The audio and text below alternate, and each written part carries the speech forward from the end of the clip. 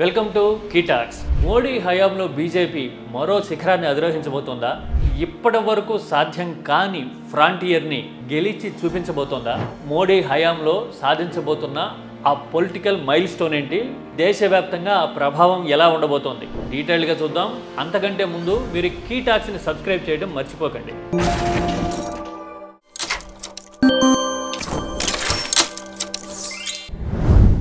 మాట్లాడుతున్నది వెస్ట్ బెంగాల్ గురించి. బీజేపీ దేశవ్యాప్తంగా ఎన్ని చోట్లైనా గెలిచుండొచ్చు, వరుసగా ఎన్నిసార్లైనా అధికారంలోకి వచ్చుండొచ్చు, కానీ నాన్ హిందీ స్టేట్స్లో బీజేపీ పర్ఫామ్ చేయడము, గెలవడము అనేది ఎప్పటికీ సిగ్నిఫికెంట్ మూమెంటే.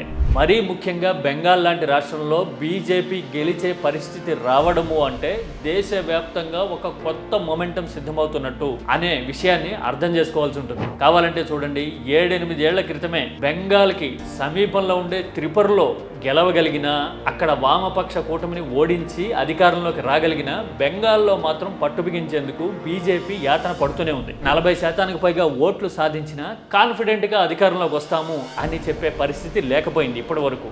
ఇలాంటి పరిస్థితి ఎందుకు వచ్చింది అంటే చాలా విభిన్నమైన కారణాలు చెప్తూ ఉన్నారు. కనీసం బెంగాల్లో బీజేపీ పోటీ చేసిన అభ్యర్థుల కోసం బూత్ ఏజెంట్లను కూడా పెట్టుకునే పరిస్థితి లేదని, జనం దగ్గరకెళ్ళి ప్రచారం చేసుకునే అవకాశం కూడా తృణమూల్ కాంగ్రెస్ ఇవ్వలేదని బీజేపీని అడ్డుకోవడానికి శతవిధాల ప్రయత్నించి సక్సెస్ అయ్యింది అని చెప్తూ ఉన్నారు. కానీ ఇప్పుడు మాత్రం పరిస్థితి తిరగబడినట్టుగా కనపడుతూ ఉంది. బెంగాల్లో వక్ఫ్ బిల్ ప్రవేశపెట్టిన తర్వాత వచ్చిన సామాజిక పరిణామం అనేది మరీ ముఖ్యంగా ముషిరాబాద్ లాంటి జిల్లాల్లో, 24 పరగణాల లాంటి జిల్లాల్లో, బిర్భూమ్ లాంటి ప్రాంతాల్లో ఇప్పుడు విభిన్నమైన వాతావరణం కనబడుతూ ఉంది. కేంద్రం జోక్యం చేసుకోవాలని, సెంట్రల్ భాగాలు రావాలని, బీజేపీ ఆదుకోవాలని కోరుతున్న వాళ్ళ సంఖ్య వేలు కాదు లక్షల్లో కనబడుతుంది. ఇప్పుడు బెంగాల్ వ్యాప్తంగా చర్చ జరుగుతుంది. ఇది సామాజిక కోణంలో చూసే అంశం అయితే, ఇక పరిపాలనా పరంగా కూడా తృణమూల్ పరిస్థితి అంత సవ్యంగా ఏం లేదు.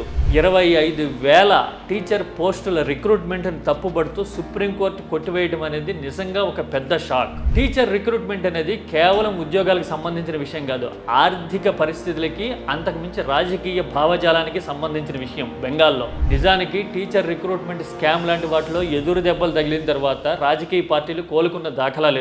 హర్యానాలో ఆల్రెడీ INLD లాంటి పార్టీలకి ఇదే పరిస్థితి ఎదురైంది. దీనికి తోడు శాంతి భద్రతల విషయంలో కానీ, రాజకీయపరమైన పరిస్థితుల్ని, సవాళ్ళని తట్టుకోవడంలో కానీ తృణమూల్ కాంగ్రెస్ తడబడుతోందని బెంగాల్ వ్యాప్తంగా మమతా బెనర్జీ పట్టు సడలుతోంది అనే ప్రచారం అన్ని వైపుల నుంచి జరుగుతున్న సమయంలో బీజేపీ ఈసారి భారీ స్థాయిలో పుంజుకోబోతోందని, జనాభిప్రాయం కూడా బీజేపీకి అనుకూలంగా ఉందని, అక్కడ అధికారంలోకి రావడం ఖాయమైన చర్చ జరుగుతుంది. మామూలుగా అయితే ఎన్నికలకి కొన్ని నెలల ముందే ఇలాంటి సిచ్యువేషన్ రైజ్ అయినప్పుడు బీజేపీ సర్జిని ఆపడం సాధ్యం కాదిక అనే మాట రాజకీయ వర్గాల్లో వినిపిస్తోంది. అన్నట్టు ఇంకొక మాట ఉంటుంది, రవీంద్రనాథ్ ఠాగూర్ సమయం నుంచి దేశం అంతటికన్నా ముందే బెంగాల్ వ్యూహాత్మకంగా అడుగేస్తుంది అని దాని అర్థం కావచ్చు. బహుశా అలాంటి బెంగాల్లో కూడా కమలం వికసిస్తే దేశవ్యాప్తంగా నరేంద్ర మోడీ రాజకీయ హవా మరింత కాలం కొనసాగుతుంది అని చెప్పడానికి ఇదొక నిదర్శనం అవ్వచ్చేమో. మీరేమంటారు? బెంగాల్లో పరిస్థితి దేశ రాజకీయ సమీకరణల్ని,